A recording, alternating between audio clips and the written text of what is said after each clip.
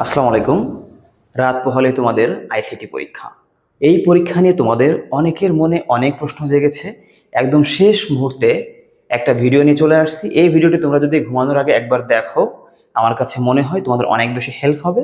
তোমাদের যে প্রশ্নগুলো রয়েছে সেই প্রত্যেকটা প্রশ্নের উত্তর তোমরা পেয়ে যাবা। এবং এই ভিডিওর শেষে আমরা একটা গাইডলাইন দিব, যেই গাইডলাইনটি ফলো করলে তুমি নিশ্চিতভাবে পরীক্ষায় একটা ভালো রেজাল্ট করতে পারো। সুতরাং ভিডিওটি তোমরা শুরু থেকে শেষ পর্যন্ত দেখবা এবং সবাই ভিডিওটি জাস্ট একবার টাইমলাইনে শেয়ার করে দাও। দেখো, আমি এখানে লিখেছি যে আইসিটি পরীক্ষার একদম ফাইনাল গাইডলাইন। তোমাদের অনেকের মনে যে প্রশ্নটা জেগেছে, যে প্রশ্নটা আমি আগেও একবার উত্তর দিয়েছিলাম, তোমরা বারবার করেছো আমাকে, সেই প্রশ্নটা হচ্ছে ভাইয়া কত কত নম্বরের প্রশ্নে কত পৃষ্ঠা লিখতে হবে। এটা নিয়ে সবচেয়ে বেশি প্রশ্ন আমার কাছে এসেছে। দেখো ভাইয়া, পৃষ্ঠা বলতে আইসিটি পরীক্ষা, আমি লাইভ ক্লাসেও বারবার বলেছি যে আইসিটি পরীক্ষায় কিন্তু পৃষ্ঠা গুণে নম্বর হবে না। তোমরা যেহেতু বারবার আমাকে প্রশ্ন করছো, তোমাদেরকে জাস্ট আমরা একটু ধারণা দিয়ে দিচ্ছি। দেখো, মনে করো প্রশ্ন প্যাটার্নটা কেমন হবে তোমাদের, কি এরকম একের মনে করো ক আসবে, একের খ আসবে, একের মনে করো কি আসবে, গ আসবে। ওকে, এখন একের কতে তোমাদের কত মার্ক আসতে পারে? কতে আসতে পারে হচ্ছে 2 মার্কের প্রশ্ন, খতে আসতে পারে 3 অথবা 4 আসতে পারে, গতে আসতে পারে কত, 4 অথবা কি 5 মার্ক কিন্তু আসতে পারে। এরকম আকারে কিন্তু পরীক্ষাটা আসতে পারে, অর্থাৎ 2 2 4 4 আসতে পারে, 2 3 5 আসতে পারে। এখন দেখো, তোমার 2 মার্কের জন্য আসলে কতটুকু লিখতে হবে। দেখো, 2 মার্কের জন্য তুমি যেটা করবা, 2 মার্কের জন্য প্রথমত কি লিখতে হবে, সংজ্ঞা, অর্থাৎ তোমাকে একটি সংজ্ঞা লিখতে হবে। যে সংজ্ঞা তোমার কাছে চাইবে, সংজ্ঞাটা লিখতে হবে, সংজ্ঞা প্লাস কি একটু উদাহরণ, তাই না? উদাহরণ, উদাহরণ অথবা হচ্ছে ব্যাখ্যা। ঠিক আছে, তোমার যেহেতু 2 মার্কের জন্য চেয়েছে, সাধারণত তোমাদের সংজ্ঞার পাশাপাশি তোমাদেরকে একটা উদাহরণ, একটা দুটো উদাহরণ অথবা ব্যাখ্যা লিখতে হবে। তাহলে তুমি কিন্তু এখান থেকে 2 মার্ক শিওর পেয়ে যাবা। আর যদি শুধুমাত্র 1 মার্কের জন্য চলে আসে, সেক্ষেত্রে জাস্ট সংজ্ঞা লিখলে কিন্তু এখানে হয়ে যাবে।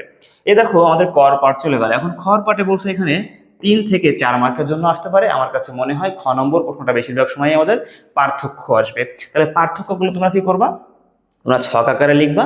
প্রথমে তোমরা কি ভূমিকা লিখবা, যদি সম্ভব হয় ভূমিকা লিখবা, লাস্টে একটা উপসংহার লিখবা। যদি ভূমিকা উপসংহার নাও লেখো সমস্যা নাই, বাট লিখলে একটু ভালো হয়। তবে তোমরা এখানে কত পৃষ্ঠা লিখবা এই উত্তরটা আমি দিয়ে নিই আগে। দেখো, এখানে তোমাদের পার্থক্যের মধ্যে তোমরা সর্বনিম্ন, দেখো সর্বনিম্ন 5টা পয়েন্ট দিবা। ঠিক আছে, সর্বনিম্ন 5টা পয়েন্ট যদি পার্থক্য আসে, সর্বনিম্ন 5টি পয়েন্ট দিবা। যদি কি আসে, পার্থক্য, যদি এখান থেকে পার্থক্য আসে তবে। এখন আর যদি পার্থক্য না আসে অন্য প্রশ্নের ক্ষেত্রে কতটুকু, তোমরা জাস্ট যতগুলো পয়েন্ট, যতগুলো তোমাদের প্রত্যেকটা তো পয়েন্ট দিতে হবে। এখন তোমাকে এই 3 থেকে 4 মার্কের জন্য তোমরা যে কাজটা করবা, তোমরা এখানে সর্বোচ্চ 2 থেকে 3 পৃষ্ঠায় শেষ করবা। ঠিক আছে, 2 থেকে 3 পৃষ্ঠার ভিতরে কি এটা লিখে শেষ করবা। এবার দেখো, এই পাশে বেশি লেখা প্রয়োজন হবে না। এই 4 থেকে 5 মার্কের জন্য তোমরা আসলে কতটুকু লিখবে সেটা একটু বলে দেখো। এই 4 থেকে 5 মার্কের জন্য তোমাদের কি আসতে পারে, তোমাদের একটা আলোচনা আসতে পারে, যুক্তি দেখাতে বলতে পারে, এ ধরনের টাইপসের প্রশ্নগুলো কিন্তু আসতে পারে। ভূমিকা, অবদান, এগুলো কিন্তু আসতে পারে। তো এর জন্য তোমরা যেটা করো, তোমরা মিনিমাম 5 থেকে 7টা পয়েন্ট দেবা। দেখো, তোমরা এখানে 5 থেকে 7টা পয়েন্ট দেওয়ার চেষ্টা করবা। 5 থেকে তোমরা এখানে 7টা পয়েন্ট দিবা। এই 5 থেকে 7টা পয়েন্টের ভিতরে তোমার কি থাকবে, ভূমিকা থাকবে। আর তোমার এখানে কি ভূমিকা লিখবা, ভূমিকা থাকবে, আবার কি থাকবে এখানে উপসংহার থাকবে।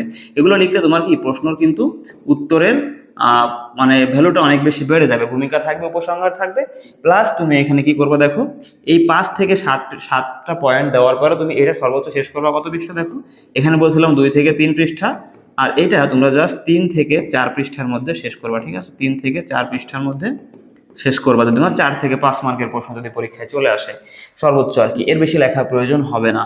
এখন তুমি যদি মনে করো যে না আরো একটু কম লিখবা, কমে হয়ে যাচ্ছে, কোনো সমস্যা নাই। তুমি যদি সঠিক কথা লিখতে পারো, তুমি সঠিক উদাহরণ দিতে পারো, সেখান থেকে ভালো নম্বর পাওয়া সম্ভব। এই মোটামুটি হচ্ছে আমার কত পৃষ্ঠা লিখতে হবে এই প্রশ্নের উত্তর দিলাম। এখন আসো কিভাবে লিখবা। তোমরা যে কাজটি করবা, তোমরা যে পার্থক্যগুলো লিখবা বা যে প্রশ্নগুলো লিখবা, যেই টপিক নিয়ে বা যেই পয়েন্টে আলোচনা করবা, প্রত্যেকটা পয়েন্টে চেষ্টা করবা কিছু কি কিওয়ার্ড ইউজ করার জন্য, অর্থাৎ কিছু গুরুত্বপূর্ণ কথা বা কিছু গুরুত্বপূর্ণ এক্সাম্পল। তোমরা যে উদাহরণগুলো ব্যবহার করো, তাহলে কিন্তু সেখান থেকে তোমরা আমার কাছে মনে হয় একটা বেনিফিট পাও, ভালো নম্বর পাবা। আর তোমরা যারা আমার কাছে অধিকাংশ স্টুডেন্ট, আমার কাছে মনে হয় বাংলাদেশের ভিতরে অধিকাংশ স্টুডেন্টই কিন্তু শুধুমাত্র আমার পিডিএফটা ফলো করছে। আমার পিডিএফটা ফলো করে তোমরা পরীক্ষার জন্য পড়তেছো। সুতরাং আমার যে পিডিএফ দেওয়া আছে, সেই পিডিএফে কিন্তু সুন্দর করে উত্তর করে সাজানো আছে এবং সেইখানে কিন্তু সুন্দর করে বলা আছে যে কিভাবে লিখতে হবে। সুতরাং তোমরা এটা ফলো করলে তোমরা অনায়াসে আসলে একটা ভালো সুন্দর একটা উত্তর করতে পারবা। এই গেল মোটামুটি। এখন আসো আমাদের পরীক্ষার হলে কি কি করতে হবে, পরীক্ষা কখন শুরু হবে, আজকে রাতে তোমরা কি কি করবা, এই বিষয়ে একটু গাইডলাইন আমরা জাস্ট একটা ভিডিওর মধ্যে শেষ করব। এখন দেখো তাহলে তোমাদের আগামীকাল যেহেতু পরীক্ষা, তোমাদের প্রথম কাজ হচ্ছে, দেখো একদম ফার্স্ট কাজ তোমাদের, প্রথম কাজ দেখো কি হবে। প্রথম কাজ হচ্ছে তোমরা দ্রুত ঘুমায় যেতে হবে আজকে, তাই না? 1 নম্বরে দেখো প্রথম কাজ, দেখো 1 নম্বর পয়েন্ট হচ্ছে কি করো, রাত 11টার মধ্যে ঘুমাবা, ঠিক আছে? রাত 11টার মধ্যে, 11টার পরই আর কি ঘুমায় যেতে হবে, ঠিক আছে? পরেই ঘুমাতে হবে, ঠিক আছে? বেশি রাত জাগা যাবে না, হ্যাঁ, ঘুমাতে হবে। এবার না হলো নাম্বার 2, আমি প্রত্যেকটা ভিডিওতে একটা কথা বলি যে তোমাদের সকালের সময়টা কিন্তু ভেরি ভেরি ইম্পর্টেন্ট পরীক্ষার দিন, সুতরাং ফজরে উঠতে হবে, ঠিক আছে? ফজরে উঠতে হবে, ফজরে উঠতে হবে, ঠিক আছে? ফজরে উঠবা। ফজরে ওঠার পরে দেখো ওই যে সকালের টাইমটা, অর্থাৎ 3 নম্বর পয়েন্ট হচ্ছে সকালে, সকালে যতগুলো প্রশ্ন তুমি পড়েছো, যতগুলো প্রশ্ন পড়া হয়েছে, যতগুলো প্রশ্ন পড়া হয়েছে দেখো সবগুলো তোমরা একবার করে রিভিশন দিবা। অর্থাৎ রিভিশন মানে কি, মুখে পড়বা, প্লাস পয়েন্টগুলো, গুরুত্বপূর্ণ কিওয়ার্ডগুলো প্লাস কি এগুলো লিখতে হবে। না লিখলে তোমার কিন্তু মনে থাকবে না, তুমি কিন্তু ভুলে যাবা, ঠিক আছে? পড়া হয়েছে এগুলো কি করবা, এগুলো জাস্ট আমরা রিভিশন, ঠিক আছে? এগুলো তোমরা রিভিশন দিবা, রিভিশন দিবা। ওকে, যদি তুমি এখানে কি করে ফেলো, যদি এটা তুমি ভুলে যাও তাহলে তোমার কিন্তু যদি তুমি লিখে থাকো তাহলে কিন্তু তোমার সেটা পরবর্তীতে মনে করতে অনেক সহযোগিতা হবে, ঠিক আছে? এই গেল মোটামুটি। এখন আসো তোমরা পরীক্ষার হলে গিয়ে কি কি করো। 4 নম্বর পয়েন্ট, তোমার পরীক্ষা কখন শুরু? পরীক্ষা শুরু হচ্ছে দুপুর 2টায়, ঠিক আছে? আমরা জানি এখানে পরীক্ষা শুরু কত, দুপুর 2টায়। তাহলে পরীক্ষা শুরু হচ্ছে দুপুর 2টায়, দুপুর দুপুর 2টায় পরীক্ষা শুরু, তাই না? দুপুর 2টায় যখন তোমার পরীক্ষা শুরু, তখন তুমি কি করবা, এই যে দুপুর 2টায় শুরু, তার মানে তোমাকে অন্তত 40-45 মিনিট আগে যেন কেন্দ্রে পৌঁছে যাও, তার জন্য তোমাকে দ্রুত বাইর হবা, ঠিক আছে? 5 নম্বর পয়েন্ট হচ্ছে কি, দ্রুত রওনা দিবা, ঠিক আছে? পরীক্ষা হলে দ্রুত রওনা দিতে হবে, ঠিক আছে? দিতে হবে। প্লাস এর সঙ্গে তোমার একটা কাজ করতে হবে, সেটা হচ্ছে অবশ্যই পানি নিবে, ঠিক আছে? অবশ্যই পানি নিয়ে যাবে, হ্যাঁ, পানি নিতে হবে, এটা খুবই গুরুত্বপূর্ণ। তোমাকে তোমাকে ব্রেনটাকে রিল্যাক্স রাখতে পানি খুবই গুরুত্বপূর্ণ একটা কাজ, ভূমিকা পালন করবে সেখানে। ওকে, দ্রুত তোমাকে পানি নিতে হবে। এবার দেখো 6 নম্বর পয়েন্ট তোমার এখানে কি হচ্ছে, এটা খুবই গুরুত্বপূর্ণ পয়েন্ট। তোমার এমন হতে পারে যে পরীক্ষার হলে তোমার কোনো কিছু মনে পড়তেছে না, তুমি যা পড়েছো ভুলে গেছো, তুমি কিন্তু একবারের জন্য টেনশনগ্রস্ত হবে না। ব্রেনটাকে একদম রিল্যাক্স রাখতে হবে, একদম রিল্যাক্স। তুমি রিল্যাক্স রাখো, একটু চোখ বন্ধ করো, মাথা ঠান্ডা করে একটু চিন্তা করো, পরীক্ষার খাতার দিকে তাকাও। আমার কাছে মনে হয় তুমি যা যা পড়েছো আস্তে আস্তে কিন্তু সব মনে পড়া শুরু করবে, তখন তুমি কিন্তু লিখে ফেলবো। অর্থাৎ 6 নম্বর পয়েন্ট হচ্ছে রিল্যাক্স থাকতে হবে। কি করতে হবে? রিল্যাক্স থাকতে হবে, হাইপার হওয়া যাবে না, ঠিক আছে?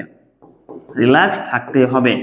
আর 7 নম্বর দেখো একদম লাস্ট পয়েন্ট হচ্ছে পরীক্ষার যে টাইম আছে, সর্বশেষ সময়, সময়ের মিনিমাম 15 মিনিট আগে লেখা শেষ করবা। এই 15 মিনিট আগে লেখা শেষ করার পরে তোমরা যে কাজটি করবা, পুরো খাতাটা রিভিশন দিবা, কোথাও নাম্বার লিখতে ভুলে গেছো কিনা, কোথাও বানান ভুল হয়েছে, এগুলো জাস্ট একবার কারেকশন করে দিবা।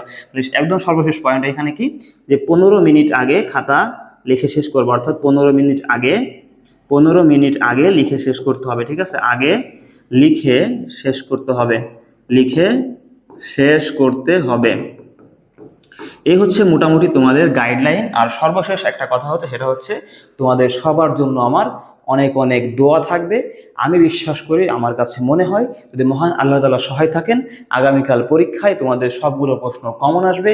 তো সবাই একটা ভালো পরীক্ষা দিবা, এবং আমার কেন জানি মনে হচ্ছে আইসিটি পরীক্ষার প্রশ্ন তোমাদের অনেক বেশি সহজ হবে, তোমরা একটা ভালো পরীক্ষা দিতে পারবা। তো সবার জন্য আবারও দোয়া রইলো। তোমরা সবাই পরীক্ষা দিয়ে এসে আমাকে জানাবে পরীক্ষা কেমন হলো। ইনশাল্লাহ আল্লাহ তাআলা আমাদের সহায় হন। সবাই ভালো থাকো, সুস্থ থাকো। দেখা হচ্ছে আগামী কোনো ভিডিওতে। আসসালামু আলাইকুম।